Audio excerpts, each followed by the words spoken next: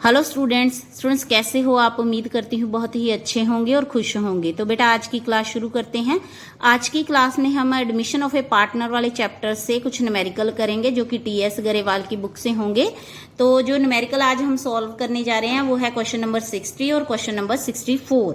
तो बेटा पहले क्वेश्चन नंबर 60 की स्टेटमेंट को रीड कर लेते हैं।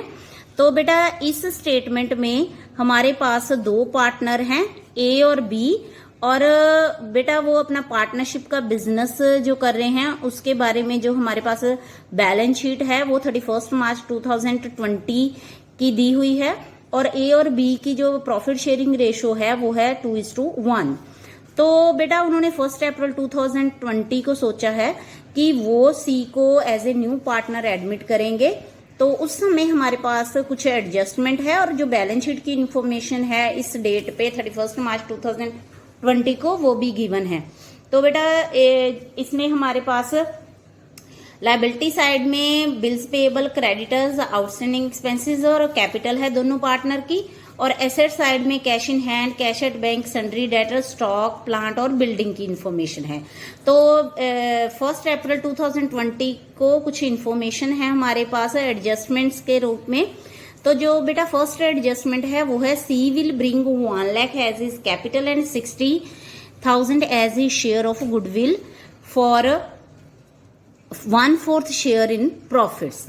तो सी इस समय अपना कैपिटल का जो बेटा शेयर लेके आया है वो लेके आया है 1 लाख रुपीज 1 लाख, और गुडविल का शेयर है 60,000, और उसका प्रॉफिट में शेयर है 1/4। तो बेटा इस ट्रांजैक्शन के लिए जो हमारे पास जर्नल एंट्री होती है, cash account debit to new partners capital account और to premium for goodwill account वही होगी, और दूसरी जो हमारी एंट्री होती है premium for goodwill account to sacrificing partner. तो इस केस में भी वही दो एंट्रीज होंगी।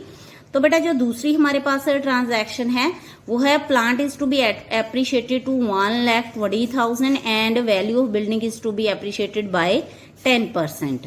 तो सेकंड एडजस्टमेंट में प्लांट की वैल्यू जो है वो अब कितनी हो गई है 1,20,000। बेटा रीडिंग ध्यान से करना, 2 का मतलब है कि ये मार्केट वैल्यू दी हुई है हमें 1,20,000। तो जो इस हमारी बुक वैल्यू है प्लांट और की वो है 1 लाख। तो बेटा इसका मतलब है कि 20,000 तक हमारी प्लांट की वैल्यू जो है वो इंक्रीज हुई है। तो हम जब रिवैल्यूएशन अकाउंट बनाएंगे तो उसमें हम सिर्फ इसका इंक्रीज ही शो करेंगे 20,000, ना कि उसकी मार्केट वैल्यू या बुक वैल्यू। तो बेटा बिल्डिंग जो हमारी एप्रिशिएट हुई है वो 10%। तो बिल्डिंग की जितनी भी बुक वैल्यू हो 1,50,000 उस पर हम 10% कैलकुलेट करेंगे। तो बेटा जितना भी अमाउंट आएगा वो हमारी एप्रिशिएटेड वैल्यू होगी, उसी को हम रिवैल्यूएशन में रिकॉर्ड करेंगे। और जो थर्ड एडजस्टमेंट है वो है over value, stock over valued bye 4,000। तो इसका मतलब ज्यादा शो हो रहा है बुक्स में 4,000 के साथ। जो स्टॉक बुक्स में शो हो रहा है 40,000 का, और ये ओवर वैल्यूड कितना है 4,000, ज्यादा शो हो रहा है। तो इसका मतलब इसको हमें डिक्रीज करना है। तो इस तरह स्टॉक की वैल्यू बुक वैल्यू से डिक्रीज हो रही है 4,000 के साथ। तो इसको भी बेटा हम 4,000 के साथ ही रिकॉर्ड करेंगे, क्योंकि रिवैल्यूएशन में हम सिर्फ इंक्रीज और डिक्रीज शो करते हैं। तो बेटा प्रोविजन फॉर डाउटफुल डेट जो हमें क्रिएट करनी है वो 5% क्रिएट करनी है। तो ये लायबिलिटी होती है बिजनेस की। तो जब भी बेटा 5% हमने ये जो 5% की सन्ड्री डेटर्स हैं हमारे एसेट हैं उस पर हम इसको कैलकुलेट करते हैं। तो प्रोविजन का मतलब होता है कि जो भी हमें डाउट है कि जो हमारे डेटर्स हैं वो बैड होने वाले हैं, जिनका हमें अमाउंट नहीं मिलना है, तो उसके अगेंस्ट हम एडवांस में एक प्रोविजन तैयार कर लेते हैं कि जब भी ऐसा लॉस होगा तो हम उस लॉस को इस प्रोविजन में से कवर अप कर लेंगे। तो बेटा ये हम सन्ड्री डेटर का जो हमारी बुक वैल्यू है उस पे हम कैलकुलेट करेंगे। तो 60,000 के अमाउंट पे हम 5% प्रोविजन कैलकुलेट करेंगे। तो बेटा नेक्स्ट जो है वो है क्रेडिटर्स वाला अनरिकॉर्डेड। तो 1,000 के क्रेडिटर अनरिकॉर्डेड है। तो ये लाइबिलिटी है, तो लाइबिलिटी इस तरह हमारी इंक्रीज होती है अनरिकॉर्डेड होने की वजह से। तो इस क्वेश्चन में हमें जर्नल एंट्रीज भी पास करनी है, रिवैल्यूएशन अकाउंट भी बनाना है और पार्टनर्स कैपिटल अकाउंट भी बनाना है। तो बेटा बैलेंस शीट भी कहा गया है, पर जो रिवाइज सिलेबस है उसके अकॉर्डिंगली हमारे सिलेबस में बैलेंस शीट नहीं है, तो हम बैलेंस शीट को प्रिपेयर नहीं करेंगे। तो बेटा इसके सोल्यूशन में सबसे पहले हम जर्नल एंट्रीज करेंगे। तो जर्नल एंट्रीज के लिए हम फॉर्मेट को ड्रॉ कर लेते हैं, जिसमें date, particular, ledger folio, debit amount और क्रेडिट अमाउंट होता है। तो बेटा जो फर्स्ट एंट्री होगी हमारी एडमिशन की डेट पर, वो होगी cash account debit to C's capital to premium for goodwill account. तो बेटा सी की कैपिटल का हिस्सा था 1 लाख और प्रीमियम था 60,000। तो दोनों को ऐड करके कैश अकाउंट में हम शो करेंगे 1,60,000। यहाँ पे बेटा ध्यान रखना, अगर हमें बैलेंस शीट में सिर्फ कैश अकाउंट दिया हो, कैश इन हैंड हो हमारी एसेट साइड में, तो हम कैश अकाउंट में ही इसको शो करेंगे। और अगर बैंक के साथ हमारा एसेट जो है वो शो हो रही है तो हम बैंक अकाउंट लिखेंगे, क्योंकि नीचे अगर कोई इन्फॉर्मेशन ना हो तो हम कैश भी लिख सकते हैं और बैंक भी लिख सकते हैं। दोनों में से जो भी हमारी एसेट में अकाउंट ओपन है उसी को हम यहाँ पे नोट करते हैं। तो बेटा फर्स्ट एंट्री के बाद जो सेकंड एंट्री हमारी होगी फर्स्ट एडजस्टमेंट के लिए, वो होगी premium for goodwill account debit to sacrificing partners capital account. तो बेटा इस केस में हमारे पास जो है सैक्रिफाइसिंग पार्टनर के बारे में कोई भी इंफॉर्मेशन नहीं है। तो ओल्ड रेशो जो हमारी है ए और बी की, उसी को हम सैक्रिफाइसिंग रेशो एज्यूम करेंगे। तो बेटा जितना भी सी का गुडविल का शेयर है उस 60,000 उसको हम इसी रेशो में डिवाइड करेंगे। तो ए का जो सैक्रिफाइसिंग शेयर आएगा गुडविल में से वो आएगा 40,000 और बी का आएगा 20,000। तो बेटा इसके लिए एंट्री होगी premium for goodwill account debit to A's capital to B's capital account.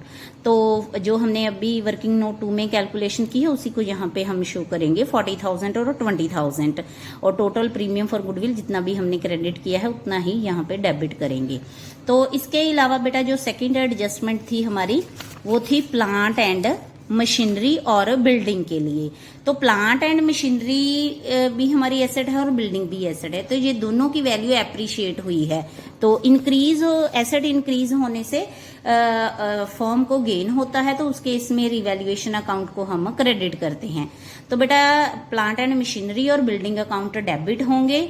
तो प्लांट एंड मशीनरी की जो हमें वैल्यू दी हुई थी वो मार्केट वैल्यू थी 1,20,000, जबकि उसकी बुक वैल्यू थी 1 लाख। तो कितने से इंक्रीज हुई 20,000 से। तो 20,000 के साथ यहाँ पे हम एंट्री को पोस्ट करेंगे। और बिल्डिंग बेटा 10% एप्रिशिएट हुई थी, तो बुक वैल्यू 1,50,000 का हमने 10% यहाँ पे किया है। तो इस तरह टोटल रिवैल्यूएशन आएगा हमारा 35,000। तो बेटा जो इसके बाद हमारी नेक्स्ट एडजस्टमेंट थी वो थी स्टॉक ओवर वैल्यूड शो हो रहा था, तो इसका मतलब हमें डिक्रीज करके शो करना है। तो इस केस में एसेट डिक्रीज हो रही है, तो हमें बिजनेस को लॉस है, तो लॉस के केस में रिवैल्यूएशन डेबिट होता है। तो रिवैल्यूएशन अकाउंट को डेबिट करेंगे और स्टॉक को हम यहाँ पे क्रेडिट करेंगे 4,000 के साथ। तो इसके बाद बेटा जो नेक्स्ट हमारे पास एडजस्टमेंट थी वो थी कि प्रोविजन फॉर डाउटफुल डेट हमने क्रिएट की है 5%। तो बेटा एंट्री होगी revaluation account debit to provision for doubtful debt, क्योंकि प्रोविजन हमारी लायबिलिटी है और जब भी लायबिलिटी बेटा इंक्रीज होती है तो फर्म को लॉस होता है, तो उस केस में रिवैल्यूएशन डेबिट होता है। तो बेटा जो हमारा प्रोविजन का अमाउंट है 5% हमने सन्ड्री डेटर्स पे कैलकुलेट करना है। 1 लाख के क्रेडिटर्स बेटा अनरिकॉर्डेड थे, तो क्योंकि अनरिकॉर्डेड है अब हमें रिकॉर्ड करना है, तो इससे लायबिलिटी इंक्रीज होगी क्रेडिटर्स के रूप में। तो लायबिलिटी इंक्रीज होने से रिवैल्यूएशन अकाउंट को हम डेबिट करते हैं टू क्रेडिटर्स अकाउंट 1,000 के साथ। तो बेटा एंट्रीज में हमें जितना भी हमने रिवैल्यूएशन अकाउंट की एंट्रीज पास की हैं उसमें हम अब गेन और लॉस को कैलकुलेट करते हैं। तो बेटा देखो हमारी जो फर्स्ट रिवैल्यूएशन एंट्री है उसमें रिवैल्यूएशन अकाउंट 35,000 के साथ क्रेडिट हुआ है, तो जितनी बाकी एंट्री उस सब में डेबिट रिवैल्यूएशन अकाउंट है। तो डेबिट रिवैल्यूएशन का टोटल कितना बन रहा है हमारे पास 4,000, 3,000, 7,000 और 1,000। तो डेबिट रिवैल्यूएशन है हमारे पास 8,000, पर क्रेडिट कितना है बेटा क्रेडिट रिवैल्यूएशन अकाउंट हमारे पास कितना था 35 का, तो 35,000 में से 8,000 को अगर हम माइनस करते हैं तो 27,000 का बैलेंस आ रहा है। तो जैसे कि बेटा मैंने आपको बताया हुआ है कि अगर क्रेडिट ज्यादा हो तो वो गेन को शो करता है और अगर डेबिट ज्यादा हो तो वो लॉस को शो करता है। तो इस केस में हमें फॉर्म को गेन हो रहा है, तो गेन को डिस्ट्रीब्यूट करने की एंट्री क्या होती है, revaluation account debit to A's capital to B's capital. तो बेटा याद रखना रिवैल्यूएशन पे जितना भी गेन या लॉस होता है वो पास्ट एफर्ट से पास्ट पीरियड से रिलेटेड होता है। तो इसमें हम ओल्ड पार्टनर में ही वो गेन और लॉस डिस्ट्रीब्यूट करते हैं, तो ओल्ड रेशो में ही हमने इसको डिस्ट्रीब्यूट करना है। तो 27,000 के गेन को हम ओल्ड पार्टनर्स में उनकी ओल्ड प्रॉफिट शेयरिंग रेशो में डिस्ट्रीब्यूट करेंगे, जो कि है 2:1। तो बेटा इसके बाद जर्नल एंट्रीज को पास करने के बाद हम रिवैल्यूएशन अकाउंट बनाएंगे। तो जितनी भी क्रेडिट एंट्रीज जो हमने पास की हैं जर्नल में, उसमें जहां भी रिवैल्यूएशन क्रेडिट हुआ है उससे जो ऑपोजिट अकाउंट है उसको हम क्रेडिट साइड में यहाँ पे पोस्ट करेंगे। और जहां जितनी भी एंट्रीज हैं वहां पीछे जो हमने की हैं उसमें जितनी भी एंट्रीज में रिवैल्यूएशन डेबिट हुआ है उसको हम डेबिट साइड उसके ऑपोजिट अकाउंट को यहाँ पे पोस्ट करेंगे। तो बेटा डेबिट साइड में stock, provision for doubtful date और क्रेडिटर, इन तीनों की एंट्रीज पोस्ट होंगी, क्योंकि ये एसेट्स के कम होने से रिलेटेड है और लाइबिलिटी के इंक्रीज होने से रिलेटेड है। और डेबिट क्रेडिट साइड में एसेट इंक्रीज होने से रिलेटेड एंट्रीज हैं। तो बेटा इस दोनों साइड का अब हम बैलेंस करेंगे। तो बैलेंस करने पे जो क्रेडिट साइड का बेटा टोटल है वो हमारे पास पीछे हमने जो कैलकुलेशन की उसके अकॉर्डिंगली ज्यादा आ रहा है, और जो हमारा डेबिट साइड का टोटल था वो कम था। तो इसका मतलब ये गेन है। तो गेन को हम डेबिट साइड में शो करते हैं to gain on revaluation account transfer to partners capital account. जो भी हमने डिस्ट्रीब्यूशन पीछे की है उसी को हमने यहाँ पे पोस्ट कर दिया है। पर अगर हमने जर्नल एंट्री ना पास की हो किसी क्वेश्चन में तो इसको हम इन दोनों अकाउंट्स का टोटल करके डिफरेंस फाइंड आउट करके फिर उनको ओल्ड रेशो में डिवाइड करते हैं। तो बेटा अब हम पार्टनर्स कैपिटल अकाउंट बनाते हैं। तो पार्टनर्स कैपिटल अकाउंट के लिए मैंने कंबाइन फॉर्मेट ड्रॉ किया है, जिसमें डेबिट साइड को शो करने के लिए हमने पर्टिकुलर और तीनों पार्टनर्स के लिए 3 कॉलम बनाए हैं, और क्रेडिट साइड को शो करने के लिए भी पर्टिकुलर और तीनों पार्टनर्स के लिए 3 कॉलम बनाए हैं। अकाउंट में जो सबसे फर्स्ट एंट्री होगी वो ओल्ड पार्टनर के बैलेंस को शो करने से रिलेटेड होगी। तो एंट्री हम कैसे पास करेंगे, क्योंकि कैपिटल अकाउंट फर्म की लायबिलिटी होती है तो क्रेडिट साइड इसका बैलेंस शो होगा बाय बैलेंस ब्रॉट डाउन के साथ। तो एक की जो ओपनिंग कैपिटल है हमारे पास वो है 1,80,000 और बी की है 1,50,000।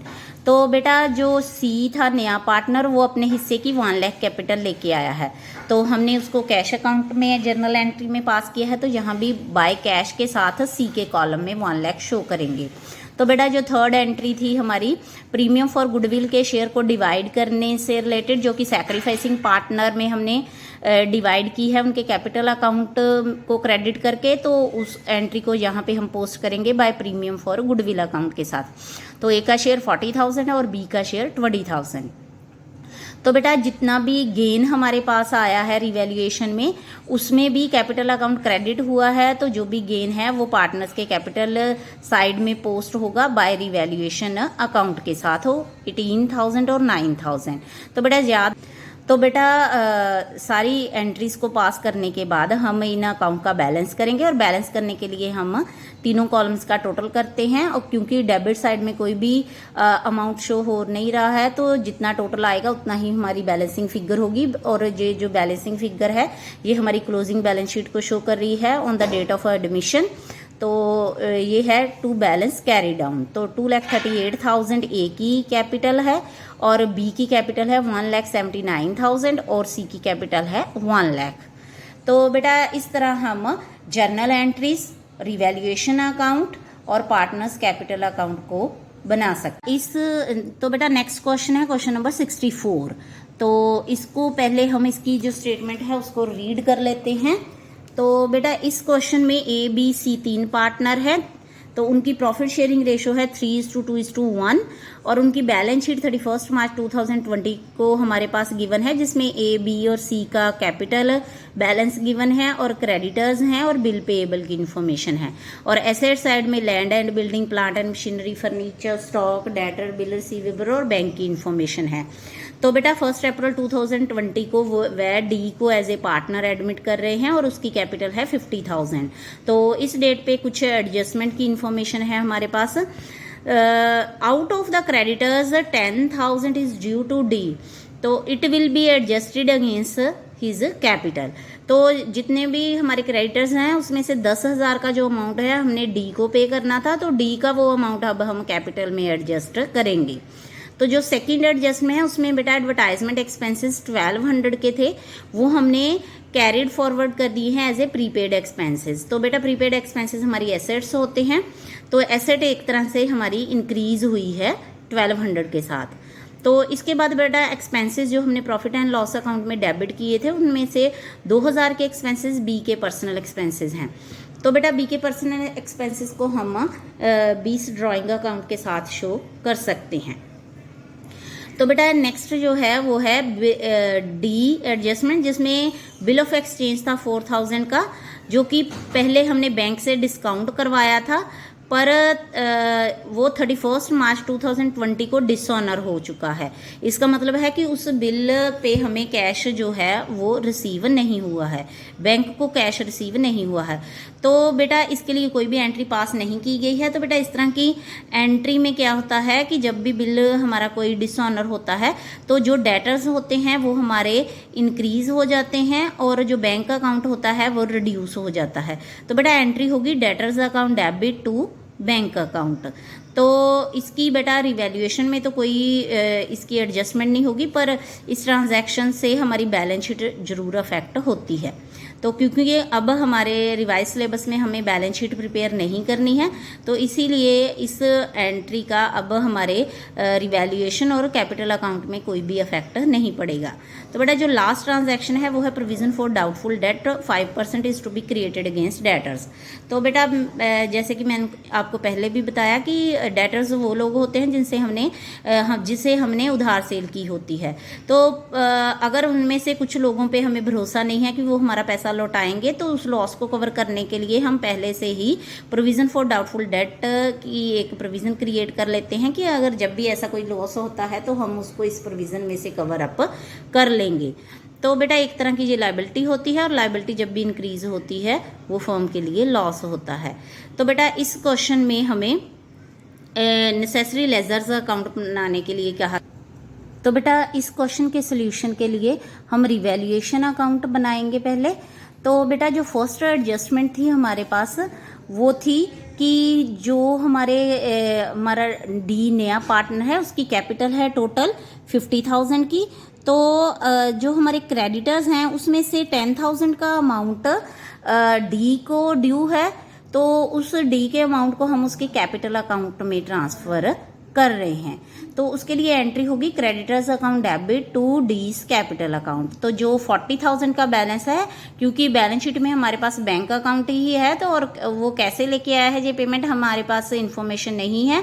तो जो अकाउंट गिवन है हम उसी में इसको शो करेंगे बैंक अकाउंट में।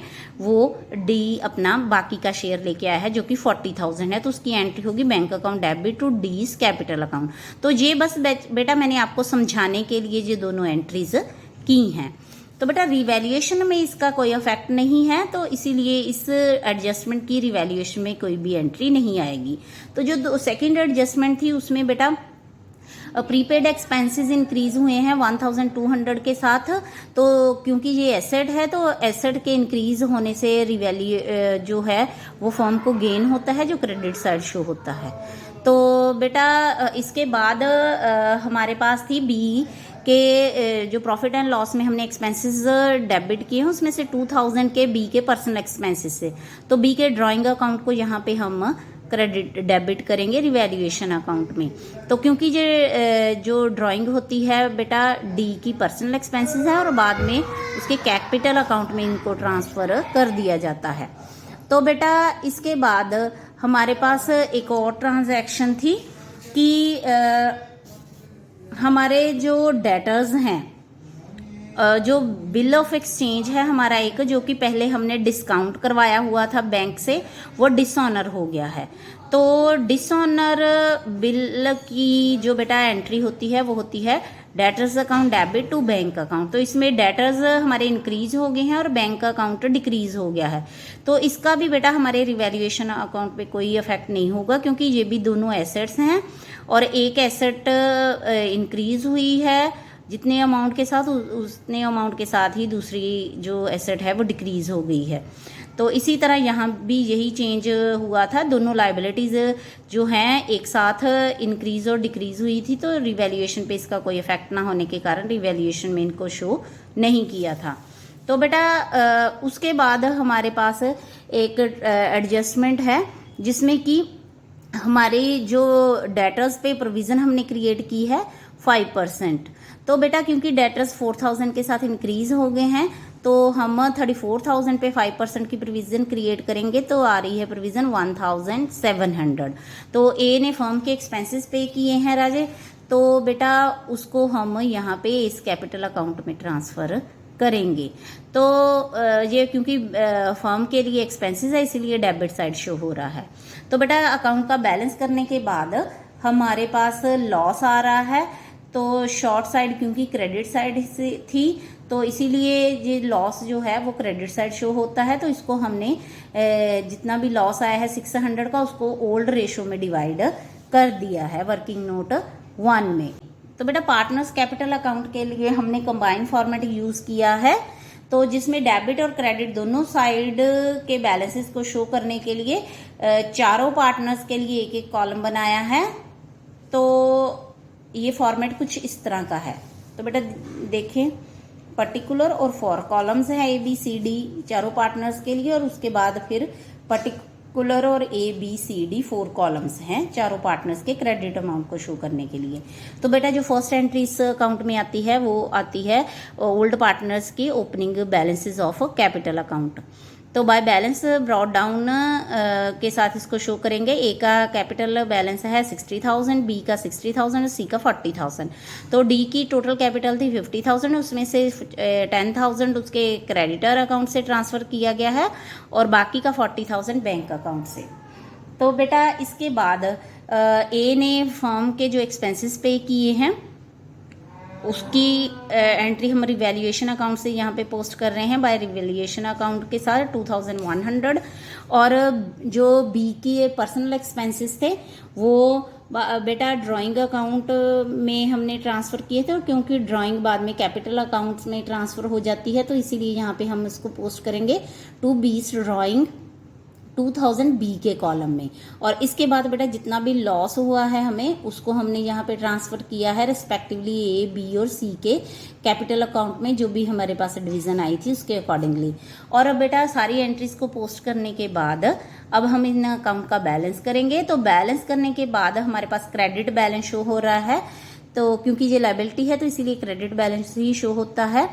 तो बच्चे जो बैलेंस शीट में, नई बैलेंस शीट में जो बैलेंसेस शो होंगे कैपिटल अकाउंट के वो हैं 61,800, 57,800, 39,900 for C and 50,000 for D. तो क्योंकि इस सम में हमें बैलेंस शीट भी प्रिपेयर करने के लिए कहा गया था और रिवाइज सिलेबस के अकॉर्डिंगली हमें बैलेंस शीट बनाने के लिए नहीं कहा जाएगा, तो इसीलिए हम यहाँ भी बैलेंस शीट नहीं बना रहे हैं। तो स्टूडेंट आई होप कि आपको आज का वीडियो लेक्चर जो है वो समझ आ गया होगा। आप इससे रिलेटेड न्यूमेरिकल्स करना और किसी भी कन्फ्यूजन के केस में मुझे कमेंट बॉक्स में ज़रूर लिखना, मैं आपकी कन्फ्यूजन दूर करने की कोशिश करूँगी। God bless you, be happy.